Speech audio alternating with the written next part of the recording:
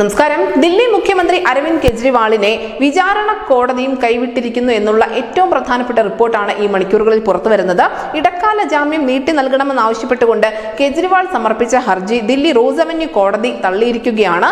ഇതോടെ കെജ്രിവാളിന് തീഹാർ ജയിലിൽ തന്നെ തുടരേണ്ടി വരും. തെരഞ്ഞെടുപ്പ് പ്രചരണത്തിന് വേണ്ടി ജൂൺ 1 തീയതി വരെ സുപ്രീം കോടതി അനുവദിച്ച ഇടക്കാല ജാമ്യം ഒരാഴ്ച കൂടി നീട്ടി നൽകണമെന്നാവശ്യപ്പെട്ടുകൊണ്ടാണ് കെജ്രിവാൾ ആദ്യം സുപ്രീം കോടതിയെയും പിന്നീട് സുപ്രീം കോടതി രജിസ്ട്രിയെയും പിന്നീട് വിചാരണ കോടതിയെയും സമീപിച്ചത്.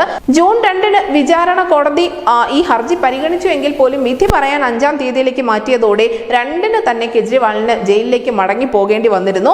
ആരോഗ്യ കാരണങ്ങൾ ചൂണ്ടിക്കാണിച്ചുകൊണ്ടാണ് അരവിന്ദ് കെജ്രിവാൾ ജാമ്യത്തിന് അപേക്ഷിച്ചത് എന്നൊക്കെ പറയാമെങ്കിൽ പോലും അതൊന്നുമല്ല കാരണം എന്നുള്ളത് എല്ലാവർക്കും അറിയാവുന്ന കാര്യമാണ്. നമുക്കറിയാം, നിലവിൽ ഇന്ത്യ മുന്നണിയും NDA മുന്നണിയും ഒക്കെ വളരെ കാര്യമായ ചർച്ചകളിൽ ഏർപ്പെട്ടുകൊണ്ടിരിക്കുകയാണ്. ഈ സമയത്ത് അരവിന്ദ് കെജ്രിവാളിന് എന്ത് പ്രാധാന്യം എന്നുള്ള ചോദ്യം കൂടി ഉയർന്നു വരുന്നുണ്ട്.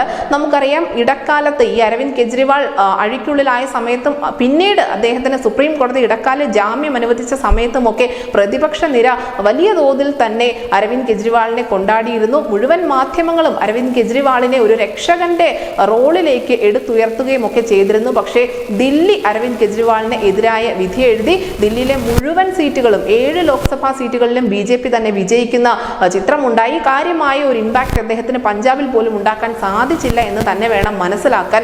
അങ്ങനെ അരവിന്ദ് കെജ്രിവാൾ എന്ന രാഷ്ട്രീയക്കാരനെ ഇത്രയൊന്നും സെലിബ്രേറ്റ് ചെയ്യേണ്ടതില്ല എന്നുള്ള ഓർമ്മപ്പെടുത്തൽ കൂടി ജനം നൽകിയിരിക്കുകയാണ്. ഇപ്പോഴിതാ അദ്ദേഹത്തിന് ഇടക്കാല ജാമ്യം നീട്ടി നൽകുന്ന കാര്യത്തിൽ പോലും ഒരു പ്രതീക്ഷ ഉണ്ടാവുന്നതേ ഇല്ല. അരവിന്ദ് കെജ്രിവാൾ തീഹാർ ജയിലിൽ തന്നെ കഴിയേണ്ടി വരും എന്നുള്ള സൂചനകളാണ് പുറത്തു വന്നുകൊണ്ടിരിക്കുന്നത്. ഈ ഇടക്കാല ജാമ്യം എന്നുള്ള ഒരു പഴുതുപയോഗിച്ചുകൊണ്ട് നിലവിൽ നടക്കുന്ന സർക്കാർ രൂപീകരണ ചർച്ചകളിലടക്കം പങ്കെടുക്കാം എന്നുള്ള ഒരു വ്യാമോഹം അരവിന്ദ് കെജ്രിവാളിനുണ്ടായിരുന്നു. പക്ഷേ ഇപ്പോൾ അദ്ദേഹത്തിനുള്ള ആ ഒരു അവസരം കൂടി നഷ്ടപ്പെട്ടിരിക്കുകയാണ്. തെരഞ്ഞെടുപ്പിൽ കാര്യമായ ഒരു മുന്നേറ്റവും ഉണ്ടാക്കാത്തത് കൊണ്ട് തന്നെ ആം ആദ്മി പാർട്ടിയുടെ ഭാവി എന്താകും എന്നുള്ള ചോദ്യം കൂടി ഈ തെരഞ്ഞെടുപ്പ് അവശേഷിപ്പിക്കുന്നുണ്ട്. News desk news India Malayalam.